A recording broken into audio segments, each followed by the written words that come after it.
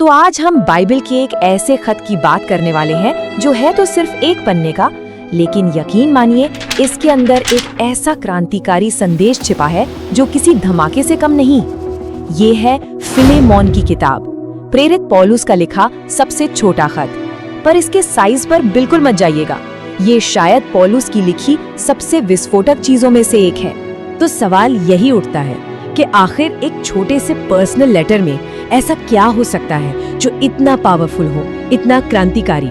आइए इसी सवाल की तह तक चलते हैं और इस रहस्य से पर्दा उठाते हैं। ये पूरी कहानी घूमती है 3 लोगों और उनके बीच के एक बहुत ही तनाव भरे रिश्ते के इर्द गिर्द। और ये कोई मामूली कहानी नहीं है, यहाँ दांव पर बहुत कुछ लगा है, हर किसी के लिए। तो ये 3 लोग हैं कौन? सबसे पहले है फिलेमोन, एक काफी अमीर और इज्जतदार आदमी जिसके घर में चर्च की मीटिंग्स होती थी। दूसरा है ओनेसिमस जो फिलेमोन का दास था और अब वो भाग चुका है।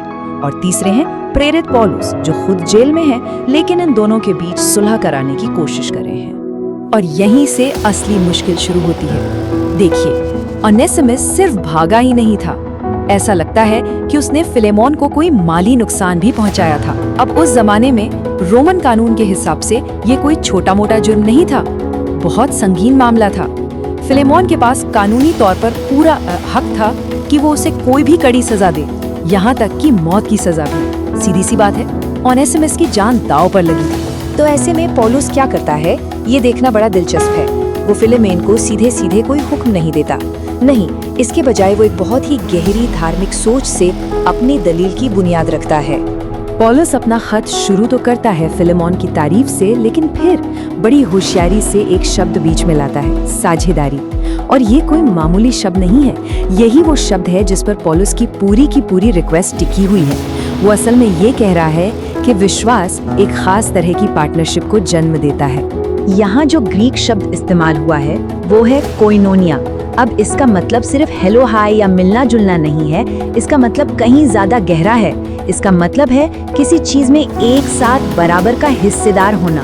और शुरुआती ईसाइयों के लिए ये एक बहुत ही पावरफुल आइडिया था। पौलुस के लिए कोइनोनिया सिर्फ किताबी बात नहीं थी, ये जीने की सच्चाई थी। उसका तर्क बहुत सीधा सा था कि अगर कोई यीशु पर विश्वास करता है तो इसका मतलब है कि वो इस बात को भी मानता है कि परमेश्वर की जो कृपा है वो एक ऐसा तोहफा है जिसमें सब बराबर के पार्टनर हैं, कोई छोटा नहीं, कोई बड़ा नहीं। तो ये सारी भूमिका बांधने के बाद अब पौलुस उस मुद्दे पर आता है जो उस वक्त के समाज के लिए किसी धमाके से कम नहीं था। वो एक ऐसी रिक्वेस्ट करने जा रहा था जिसके बारे में शायद किसी ने सोचा भी नहीं होगा।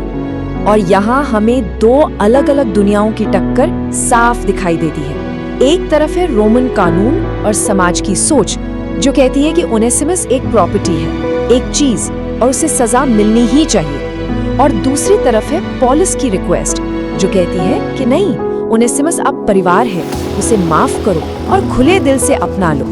और फिर पौलुस वो लाइन कहता है जो इस खत का दिल है। वो फिलेमोन से कहता है कि ओनेसिमस को वापस अपनाओ, पर अब एक दास की तरह नहीं, बल्कि दास से भी बढ़कर एक प्यारे भाई की तरह। सोचिए जरा, ये बात रोमन सोशल स्ट्रक्चर पर एक सीधा हमला था। इसने मालिक और गुलाम के पूरे रिश्ते को सिर के बल खड़ा कर दिया। लेकिन पौलुस की ये रिक्वेस्ट सिर्फ इमोशनल नहीं थी, इसके पीछे एक बहुत गहरा धार्मिक सच था। ये उसके गॉस्पेल मैसेज का सार था।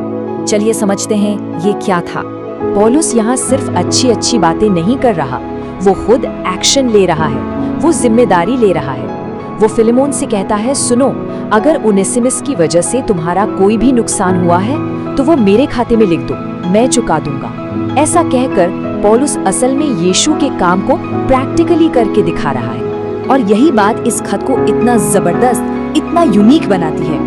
पौलुस को यहाँ क्रूस के बारे में लंबी चौड़ी बातें लिखने की जरूरत ही नहीं है, क्योंकि वो अपने एक्शन से क्रूस का मतलब दिखा रहा है। वो खुद कीमत चुका रहा है ताकि 2 लोगों में सुलह हो, बिल्कुल वैसे ही जैसे यीशु ने परमेश्वर और इंसान के बीच सुलह कराने के लिए कीमत चुकाई थी। क्रूस के सामने जमीन बराबर हो जाती है। अब कोई मालिक नहीं, कोई गुलाम नहीं, अब हैं फिलेमोन और ओनेसिमस, 2 इंसान जिन्हें बराबर से माफी की जरूरत है। वो एक नए परिवार का हिस्सा है जहाँ दुनिया की हैसियत की कोई कीमत नहीं। तो इस छोटे से खत का मतलब क्या निकलता है? इसके असर बहुत गहरे हैं। ये दिखाता है कि विश्वास कोई पर्सनल मामला नहीं है बस, नहीं, इसमें पूरे समाज को बदलने की ताकत है। मतलब एक ऐसी नई सोसाइटी बनती है जहाँ किसी की वैल्यू उसके क्लास या उसकी पोजीशन से नहीं होती, बल्कि इस बात से होती है कि वो सब एक ही परिवार का हिस्सा है। और यहाँ ये खत एक बहुत बड़े सवाल के साथ खत्म हो जाता है। पौलुस हमें कभी नहीं बताता कि फिलेमोन ने आखिर किया क्या। क्या उसने पौलुस की बात मान ली? क्या उसने ओनेसिमस को वाकई एक भाई की तरह गले लगाया? ये सवाल जानबूझकर खुला छोड़ दिया गया है ताकि हर कोई जो इसे पढ़े वो सोचे कि अगर वो फिलेमोन की जगह होता तो क्या करता।